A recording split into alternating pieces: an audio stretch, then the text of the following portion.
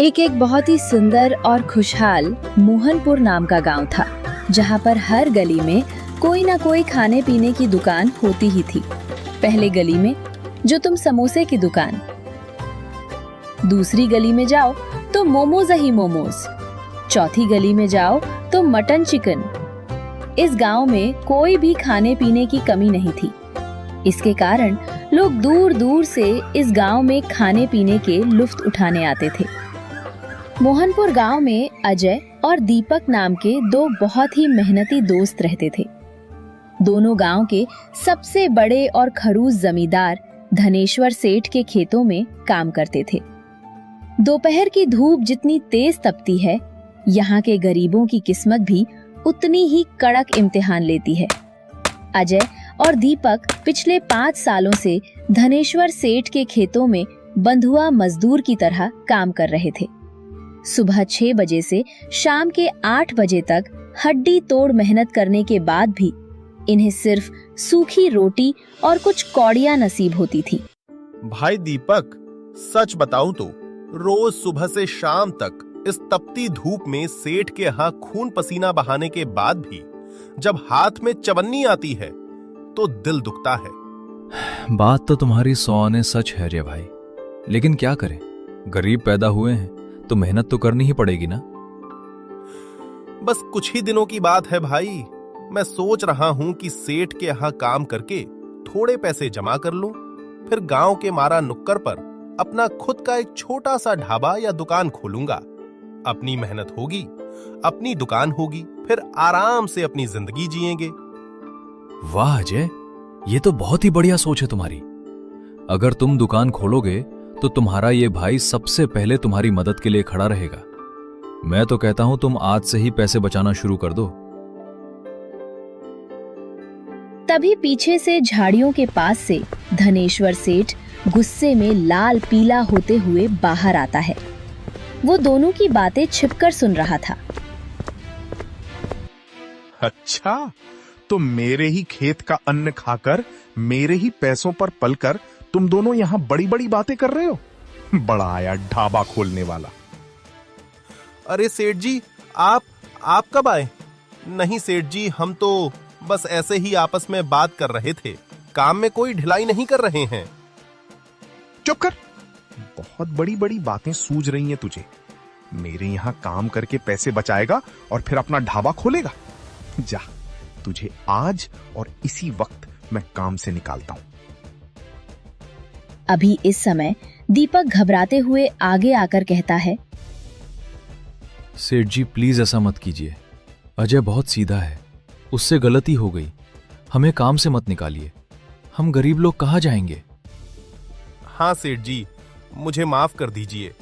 आगे से ऐसी बातें नहीं करूंगा। मेरा परिवार भूखा मर जाएगा सेठ जी। जा जा, बहुत बड़ा मालिक बनने का शौक चढ़ा है ना तुझे। जा और जाकर खोल अपना ढाबा, देखूं कैसे चलाता है तू दुकान। मेरे खेत पर दोबारा कदम मत रखना, वरना टांगे तोड़ दूंगा। सेठ दीपक और राजा की एक बात नहीं सुनता है और सेठ गुस्से में वहां से पैर पटकते हुए चला जाता है। अजय और दीपक उदास खड़े रह जाते हैं। शाम का समय, अजय उदास मन से अपने घर लौटता है। उसकी पत्नी निकिता पानी का लोटा लेकर आती है और अजय का उतरा हुआ चेहरा देखती है। क्या हुआ जी, आज चेहरे पर इतनी उदासी क्यों है? सेठ ने फिर कुछ कहा क्या? निकिता, सेठ ने मुझे काम से निकाल दिया है। अब हमारे घर का खर्च कैसे चलेगा? समझ नहीं आ रहा कि क्या करूं। पर क्या हुआ?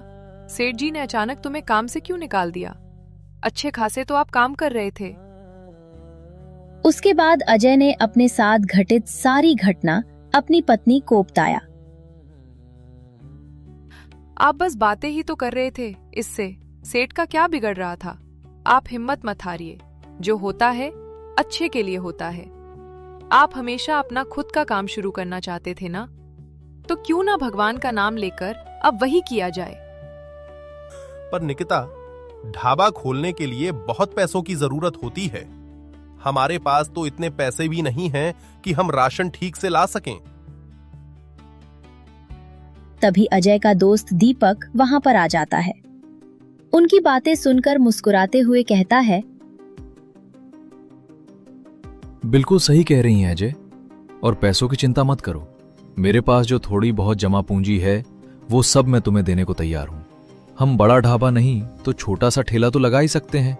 लेकिन हम किस चीज का ठेला लगाएंगे, कुछ सोचा है? चिकन का ठेला लगाएंगे, और किसका? अजय दीपक की बात सुनकर कुछ सोचने लगता है और फिर कहता है, देखो भाई दीपक, गांव के बाजार में चिकन और मटन की पहले से ही बहुत बड़ी बड़ी दुकानें और होटल हैं। उनसे मुकाबला करना हमारे बस की बात नहीं है। हाँ भाई साहब, और चिकन मटन बहुत महंगा भी आता है। गरीब और आम मजदूर उसे रोज रोज नहीं खा सकते। एक आइडिया है, क्यों ना हम चिकन पोर्ट कलेजी और चावल का ठेला शुरू करें। पोर्ट कलेजी मंडी में बहुत सस्ती मिल जाती है। हम उसे बढ़िया मसालों के साथ एकदम स्वादिष्ट बनाएंगे और गर्मा गर्म चावल के साथ बहुत ही कम दाम में बेचेंगे। इससे गरीब मजदूर और आम लोग भी भरपेट खा सकेंगे और हमारा खर्चा भी कम होगा। अरे वाह मेरे भाई, क्या धांसू आइडिया निकाला है। गांव में पोर्ट कलेजी का कोई अलग से ठेला नहीं लगाता। ये चीज सस्ती भी होगी और खाने में लाजवाब भी। हाँ जी, ये तो बहुत अच्छा आइडिया है आपका। आप लोग कल ही से तैयारी करना शुरू कर दो। अजय, मैं तो अपने दिमाग में पूरी तैयारी कर लिया था। चिकन कहाँ से लाना है, उसको कैसे पकाना है, उसके साथ क्या देना है, रात भर सो नहीं पता है।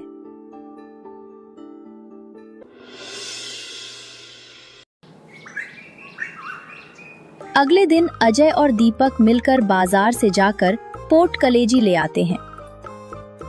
घर में उसकी पत्नी निकिता बहुत सारे चिकन पोर्ट कलेजी के लिए मसाले पीसती है।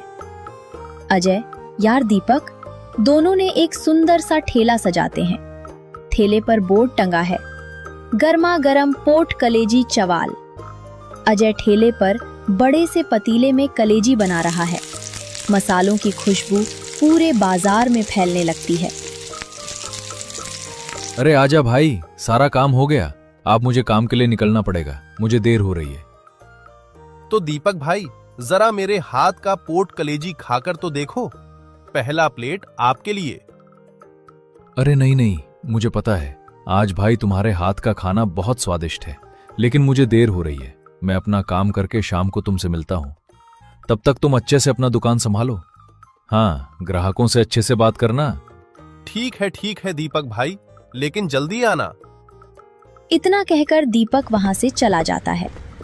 अजय ने पूरे मन और लगन से अपना नया काम शुरू किया। जैसे ही चूल्हे पर पोर्ट कलेजी पकनी शुरू हुई, उसकी ऐसी सौंधी और मसालेदार खुशबू उड़ी कि रास्ते से गुजरने वाले लोगों के मुंह में पानी आ गया। तभी गांव के दो पति पत्नी प्रशांत और उसकी पत्नी कुमकुम वहां से गुजरते हैं। खुशबू सूंघते ही दोनों के पैर अपने आप ठेले की तरफ मुड़ जाते हैं। अरे कुमकुम, जरा सूंघ तो, क्या महक आ रही है। ऐसा लग रहा है जैसे सीधे स्वर्ग की रसोई से खुशबू आ रही हो। अरे हाँ, खुशबू तो वाकई कमाल की है। अरे ये तो अपने अजय का ठेला है। चलो चलकर देखते हैं आखिर क्या भेज रहे हैं अजय भाई। आइए आइए प्रशांत भाई, कुमकुम भाभी।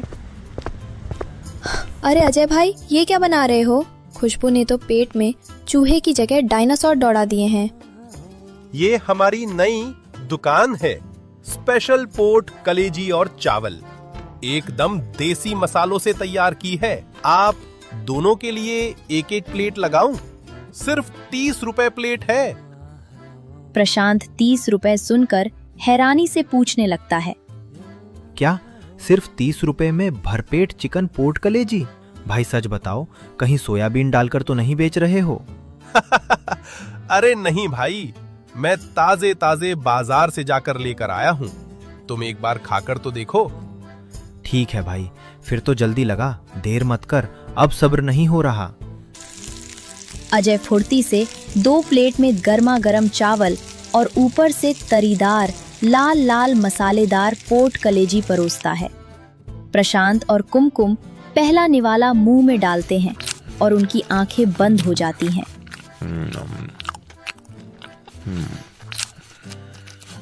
ओहो, अजय भाई क्या स्वाद है, उंगलियां चाटने का मन कर रहा है। चिकन मटन भी इसके आगे फेल है। चिकन पोर्ट कलेजी तो मैं बचपन में खाई थी। सच में अजय भाई, आज तो तुमने मेरे बचपन की याद दिला दी। आज के बाद हम रोज यहीं खाएंगे। दोनों की बातें सुनकर और खुशबू पाकर धीरे धीरे ठेले के पास लोगों की भारी भीड़ जमा होने लगती है। अजय खुश होकर ग्राहकों को परोसने में व्यस्त हो जाते हैं। शाम का समय था, भीड़ थोड़ी कम होती है। तभी दीपक थका हारा काम से लौटते हुए अजय के ठेले पर आता है। उसे देखकर अजय का चेहरा खिल उठता है। अरे दीपक भाई, आओ आओ, बैठो यहाँ पर। सुबह से देख रहा था, तुम थक गए होगे। रुक, मैं तेरे लिए एकदम गर्मा गर्म स्पेशल प्लेट लगाता हूँ। अरे नहीं अजय भाई, तुम ग्राहकों को संभालो। मैं तो बस अपनी मेहनत की कमाई देखने आया था कि मेरे दोस्त का ठेला कैसा चल रहा है। चुपचाप खाओ भाई। ये दुकान जितनी मेरी है उतनी तुम्हारी भी है। अगर उस दिन तुमने अपनी जमा पूंजी नहीं दी होती तो आज मैं सड़क पर कटोरा लेकर खड़ा होता।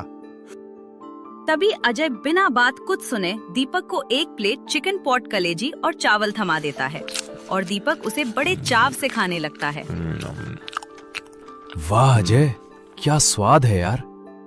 सच कहूं तो तुम्हारी इस पोर्ट कलेजी में सिर्फ मसालों का स्वाद नहीं है, बल्कि तुम्हारी ईमानदारी और मेहनत का स्वाद भी है। देखना भाई, एक दिन तुम्हारा ये छोटा सा ठेला बहुत बड़ा होटल बनेगा। सब तुम्हारी दुआ है भाई, तुम बस देखते जाओ। जैसे ही मेरे पास थोड़े पैसे जमा होंगे, मैं सबसे पहले तुम्हारा सारा कर्ज चुकाऊंगा और तुम्हें इस धनेश्वर सेठ के यहाँ की नौकरी छुड़वा दूंगा। हम दोनों मिलकर इस दुकान को संभालेंगे। दीपक खाना खाने के बाद अपने जेब से पैसे निकालकर अजय को देने लगता है। ये लो अपनी स्वादिष्ट प्लेट के 30 रुपए। पागल हो गए हो क्या दीपक? मैं तुमसे पैसे नहीं लूंगा। अजय, ये व्यापार है और व्यापार का नियम है कि भाई हो या दोस्त, दुकान पर खाया है तो पैसे देने ही होंगे। मैं चलता हूं, कल फिर आऊंगा। अपने दोस्त की बातें सुनकर तो अजय की आंखों में आंसू ही। आज अजय की बहुत अच्छी कमाई हुई थी। वो खुशी खुशी अपने घर चला जाता है। घर के बाहर ही उसकी पत्नी उसके राह देख रही थी। क्या हुआ जी? गांव वालों को आपका पोर्ट कलेजी पसंद आया? आपकी कितनी कमाई हुई? अरे भाग्यवान, गांव वालों तो मेरी तारीफ ही करते जा रहे थे। मोटे प्रशांत भाई है ना, अपनी पत्नी के साथ आए थे और पूरे 10 प्लेट पोर्ट कलेजी खाकर गए हैं। आज हमारी काफी अच्छी कमाई हुई। ये सब सुनकर अजय की पत्नी बहुत खुश हो जाती है। चलिए जी, मैं जल्दी से खाना लगती हूँ, फिर खाकर आप सो जाना। कल फिर आपको जल्दी जाना होगा। अगले ही दिन सुबह का समय है। अजय के ठेले से भाप उड़ रही है और खुशबू हवा में तैर रही है। ग्राहकों की लाइन लगी है। तभी गांव की रोशन चाचा हाथ में एक खाली टिफिन लिए वहां पहुंचती हैं। जहां अच्छे ग्राहक होते हैं, वहां कुछ अतरंगी ग्राहक भी आते हैं।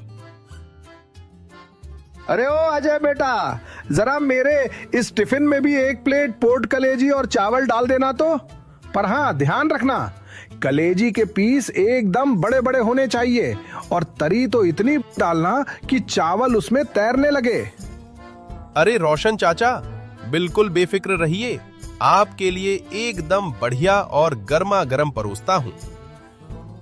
अरे ये क्या, तरी बस इतनी सी?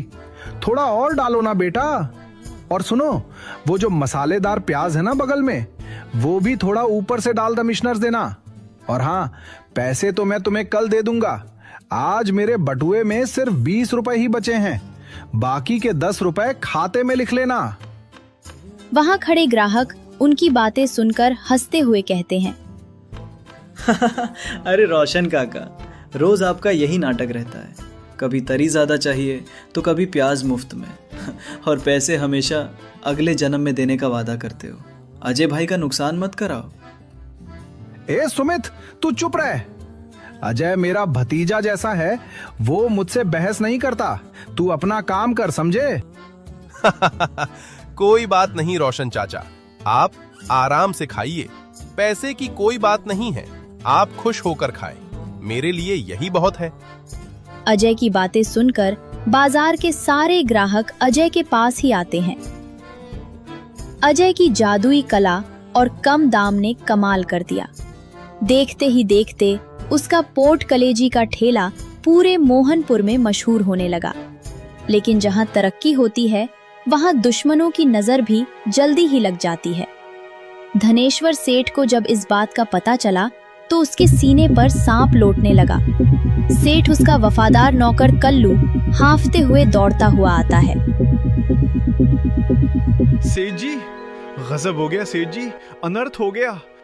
अबे ओ कल्लू के बच्चे, चिल्ला क्यों रहा है? क्या हुआ? कोई डाकू आ गए क्या? अरे सेठ जी, डाकू से भी बड़ा झटका लगा है। वो जो अपना पुराना नौकर अजय था ना, जिसे आपने लात मारकर निकाला था, उसने बाजार के चौराहे पर पोर्ट कलेजी चावल का ठेला खोला है। तो इसमें क्या बड़ी बात है? 2 कौड़ी का नौकर था, भीख ही मांगेगा ना सड़क पर? नहीं सेठ जी, वो भीख नहीं मांग रहा, बल्कि नोट छाप रहा है। उसके ठेले पर इतनी भीड़ होती है कि पूछिए मत। गांव का हर छोटा बड़ा आदमी, यहां तक कि आपके खेतों के मजदूर भी दोपहर को अपना खाना छोड़कर उसी के ठेले पर खाने जाते हैं। पूरे गांव में बस उसी के चर्चे हैं। ये बात सुनकर सेठ गुस्से से आग बबूला होते हुए, क्या उस मामूली नौकर की इतनी हिम्मत कि वो मुझसे बड़ा नाम कमा रहा है? गांव के लोग मेरे खेतों का काम छोड़कर उसके यहां जा रहे हैं। मुझे खुद जाकर देखना पड़ेगा कि आखिर वो ऐसा क्या जादू कर रहा है। अजय के ठेले पर भारी भीड़ है। तभी धनेश्वर सेठ रोब झाड़ते हुए वहां पहुंचता है। उसके साथ उसका चमचा कल्लू भी है। सेठ को देखकर लोग सहम जाते थे और रास्ता छोड़ देते हैं। अच्छा, तो तू ही है। मेरे पास ही सारा काम छोड़कर मेरा नौकर चिकन पुट कलेजी खाने आ रहे हैं। अरे धनेश्वर सेठ जी, राम राम। कहिए, आज रास्ता कैसे भूल गए? अरे ओ अजय, बड़ा चौड़ा होके बात कर रहा है रे तू। बहुत हवा उड़ रही है तेरी। जरा मैं भी तो देखूं कि तू इस गंदी नाली के किनारे क्या कचरा बेच रहा है कि पूरा गांव यहाँ पागल हुआ जा रहा है। लगा एक प्लेट मेरे लिए भी। सेठ जी, यहाँ कोई कचरा नहीं बिकता, साफ सुथरा और स्वादिष्ट खाना बिकता है। बैठिए, आपके लिए प्लेट लगाता हूँ। अजय प्लेट में चावल और गरम गरम पोर्ट कलेजी परोसकर सेठ के आगे टेबल पर रखता है। सेठ बड़े नखरे से चम्मच से एक पीस उठाता है और मुंह में डालता है। स्वाद इतना लाजवाब होता है कि सेठ की आंखें फटी की फटी रह जाती हैं और उसके मुंह से निकलता है, ओह, स्वाद तो गजब का है। लेकिन तुरंत ही वो खुद को संभालता है और अपना घमंड दिखाने के लिए जानबूझकर जमीन पर थूक देता है। थू थू थू, ये क्या बकवास बनाई है? ऐसा घटिया खाना तो मेरे कुत्ते भी ना खाएं। मिट्टी जैसा बेस्वाद खाना खिलाता है तू लोगों को, और इसके लिए लोगों से पैसे ऐंठ रहा है। सेठ जी, अगर खाना पसंद नहीं आया तो आप मत खाइए, लेकिन अन्न का और मेरा अपमान मत कीजिए। मैंने इसे बहुत मेहनत से बनाया है। जेब से फटा हुआ 10 का नोट निकालकर अजय के मुंह पर मारते हुए, ले, इस सड़े हुए खाने के लिए ये 10 रुपए भी बहुत ज्यादा है। और सुन, आइंदा से मेरे खेतों के मजदूरों को यहाँ खाना खिलाया ना तो तेरा ये ठेला यहीं कुचलवा दूंगा। ये बातें सुनकर वहां खड़े कुछ ग्राहक गुस्सा से सेठ से कहते हैं, अरे सेठ जी, अपनी गुंडागर्दी अपनी हवेली में रखिए। अजय भाई का खाना बहुत स्वादिष्ट है, आप जानबूझकर नाटक कर रहे हैं। सेठ जी, अपनी ये भीख अपने पास रखिए। मुझे आपके इन धंधे पैसों की कोई जरूरत नहीं है, और मेहरबानी करके अभी के अभी मेरी दुकान से बाहर निकलिए। यहाँ अब्बास सिर्फ सम्मान से खाने वाले आते हैं। आपकी बदतमीजी के लिए यहां कोई जगह नहीं है। निकलिए यहां से। क्या तूने मेरी दी हुई रकम वापस फेंक दी? तूने मुझे अपनी दुकान से जाने को कहा? सेठ जी अभी चलिए, यहाँ पूरे गांव के लोग अजय के साथ खड़े हैं, माहौल खराब हो सकता है। ठीक है अजय, तूने आज मेरा अपमान किया है ना? इस अपमान की कीमत तुझे बहुत भारी चुकानी पड़ेगी। देख लेना, 2 दिन के अंदर तेरा ये ठेला यहां से गायब करवा दूंगा। धनेश्वर सेठ और उसका नौकर गुस्से से वहां से चले जाते हैं। तभी कुछ ही देर बाद अजय का दोस्त दीपक आता है। अरे मैंने सुना सेठ तुम्हारे ठेले पर आया था और बड़े बदतमीजी से बातें कर रहा था। हाँ आया तो था, पर गांव वाले मेरे साथ थे, जिसके वजह से वो कुछ नहीं कर पाया और यहां से चला गया। हाँ भाई, तू चिंता मत करना, हम सब तुम्हारे साथ हैं। अगर उसने ऊपर नीचे कुछ करने की कोशिश की तो मैं हूं तेरे साथ। अरे तुम होना तो मुझे चिंता की क्या बात। ऐसे ही अजय और दीपक बातें करते हैं। कुछ दिन ऐसे ही बीत जाते हैं और उसका काम बहुत अच्छा चल रहा था। धनेश्वर सेठ अपनी हवेली के कमरे में गुस्से में टहल रहा है। तभी इंस्पेक्टर शंभू सिंह वहां आता है। सेठ उसके हाथ में नोटों की एक गड्डी थमाता है। ये लो इंस्पेक्टर साहब, पूरे 20,000 रुपए हैं। बस काम हो जाना चाहिए। उस 2 कौड़ी के अजय का ठेला मुझे बाजार में नहीं दिखना चाहिए। उसने भरी सभा में मेरा अपमान किया है। अरे सेठ जी, आप बिल्कुल बेफिक्र रहिए, कानून तो हमारी जेब में रहता है। मैं अभी जाता हूं और उस सड़क छाप लड़के को ऐसा डराऊंगा कि वो ठेला तो क्या, मोहनपुर गांव छोड़कर भाग जाएगा। इंस्पेक्टर की बात सुनकर सेठ धनेश्वर भी बहुत खुश हो जाता है। अब देख बेटा तेरे साथ क्या होता है। तुझे तो अब गांव छोड़कर जाना ही पड़ेगा। मुझसे पंगा ले रहा था ना? अजय के ठेले लगाए हुए था। दोपहर का समय था, इसलिए वहां पर भीड़ नहीं थी। तभी अचानक पुलिस की जीप सायरन बजाती हुई आती है। इंस्पेक्टर शंभू सिंह जीप से उतरता है।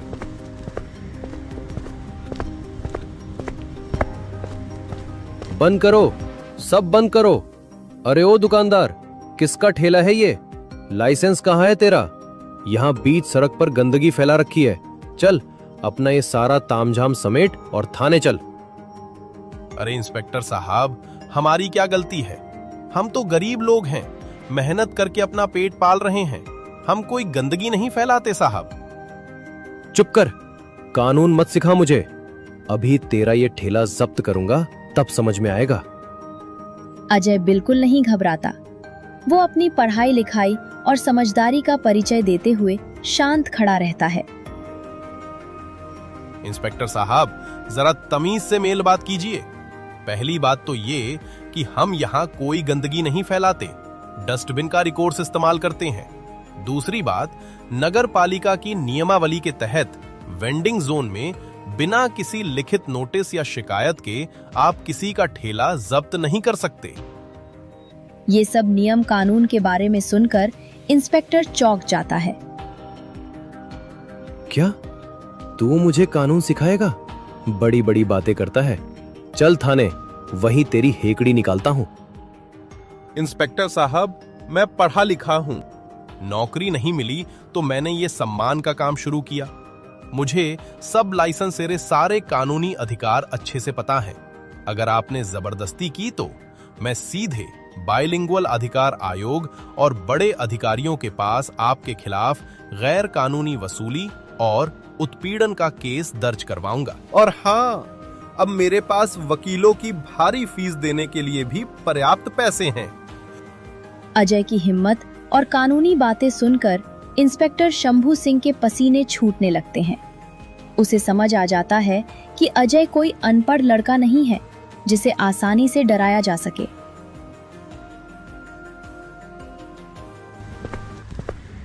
अरे अजय भाई, मैं इसे सेठ की हवेली में देखा था। 1 नंबर का घूसखोरी है ये। पैसे लेकर तुम्हारा ठेला बंद करवाने आया है। अरे भाई, शांत हो जाओ, बात को इतना आगे मत बढ़ाओ। वकील और कोर्ट कचहरी की क्या जरूरत है? तो फिर सच बताइए इंस्पेक्टर साहब, आपके मुंह से सुनना चाहता हूं। भाई मुझे माफ कर दो, मेरी कोई निजी दुश्मनी नहीं है तुमसे। वो धनेश्वर सेठ ने मुझे 20,000 रुपए दिए थे और कहा था कि तुम्हारा ठेला बंद करवा दूं। मैं तो बस उसके कहने पर आ गया था। मुझे नहीं पता था कि तुम इतने पढ़े लिखे और कानून जानने वाले हो।